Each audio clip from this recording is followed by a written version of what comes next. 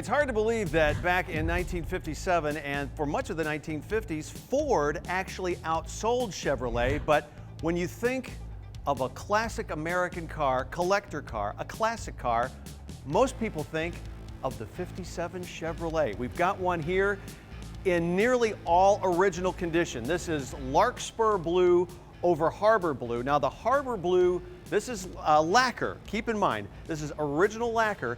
It does show some wear and some blemishes, as you would expect on lacquer, and it was pretty typical for these cars to rust down on this lower part of the front fender, as well as on the rocker panels as well. It is showing a little bit of rust, but bear in mind, it's not rusted through, and this is the original paint. Now, the Larkspur Blue on the roof has been redone.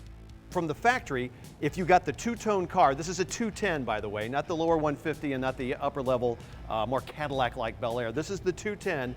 You have two-tone paint on the roof and on the side panels here. Now, if this was the Bel Air, you'd have the anodized aluminum side panels, but this is the middle of the line. So you didn't get all the luxury trim features that you'd see on the Bel Air, but you still got a lot of the cool design elements, like these bomb sight hood ornaments right here. You got the redesigned front grille with the Dagmars. And what a front bumper that is. Now, obviously, what is not original to this car are the wheels. Those are torque thrust 2s with 15-inch Goodyear rubber all the way around at all four corners. Not factory correct, but they look right at home. A perfect second-day look for your very original 57 Chevrolet 210 four-door sedan. Open up the big counterbalanced hood and behold, the legendary Chevrolet Blue Flame 6. Chevrolet made this engine in one form or another from 1929. It was in use all the way up to 1962. 235 cubic inches, about 140 horsepower. This is also basically the same engine that they originally put in the first Corvettes. Remember, the first Corvettes were 6-cylinder. Now, the Corvettes had a few more carburetors than this had, and they put out a little bit more horsepower as well. This has a single side draft carburetor. These were normally either a Carter or a Rochester. I just took a look. I couldn't determine which one this was. There is a sticker on the side that says it's been remanufactured, so that's actually great news for drivability and reliability. Other than that, considering that this engine compartment is 60 years old, it's in remarkable condition. Again, lots of very cool originality on this 57. Oh, the fins, the chrome. It's a 57 Chevy. One of the coolest design elements ever. The gas cap hidden in the tail fin. So awesome. Lots of chrome on the bumper, and it's in really nice condition. Inside, you have, I don't think this is the original spare because I checked the brand. It's a Sears All-State spare tire, but it is a bias ply spare, so it is period correct, if not the absolute original spare, but it's certainly the original style that would come with the car, that came with the car, this very original 57. Also, you've got the jack, and I'm sure this is the original rubber mat, or I'm 99% sure this is the original rubber mat that came with the car as well. A big old trunk for a big old car. Lots of room in your 57 Chevy 210. Poking around inside the glove box, guess what's in there? And comes with the sale of the car, the original owner's manual in the, what I'm guessing again, is the original plastic cover for it.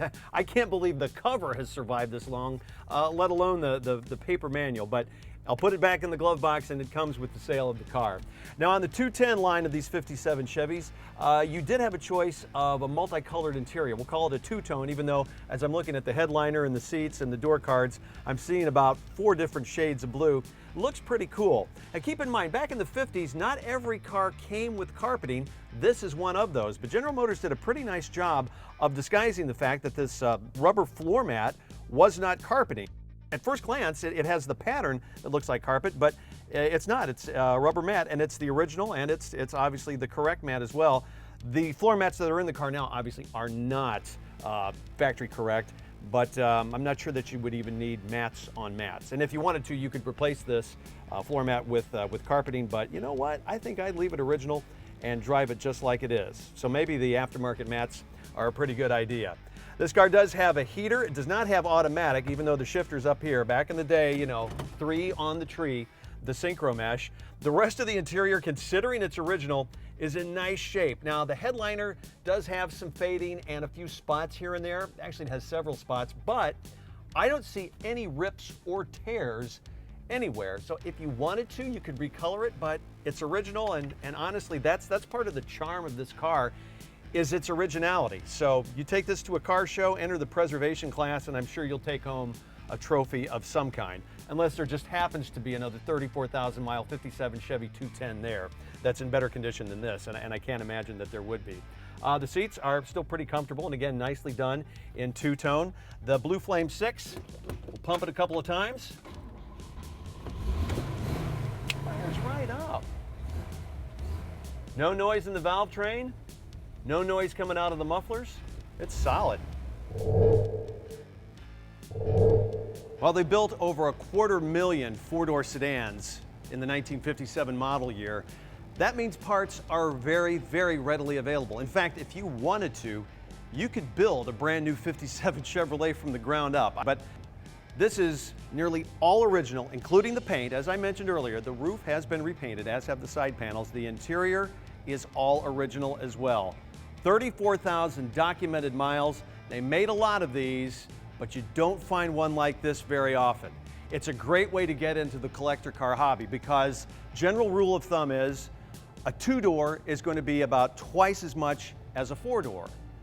A convertible is going to be twice as much as a two-door. So while this is sort of the entry-level car for your collector car hobby to start at, you still get all the benefits and you can have all the fun that you'd have with a more expensive two-door or convertible. So if you want to jump in, now's a great time. A nearly all original 57 Chevy 210 is on the block and it could be in your driveway. Bidding starts right now.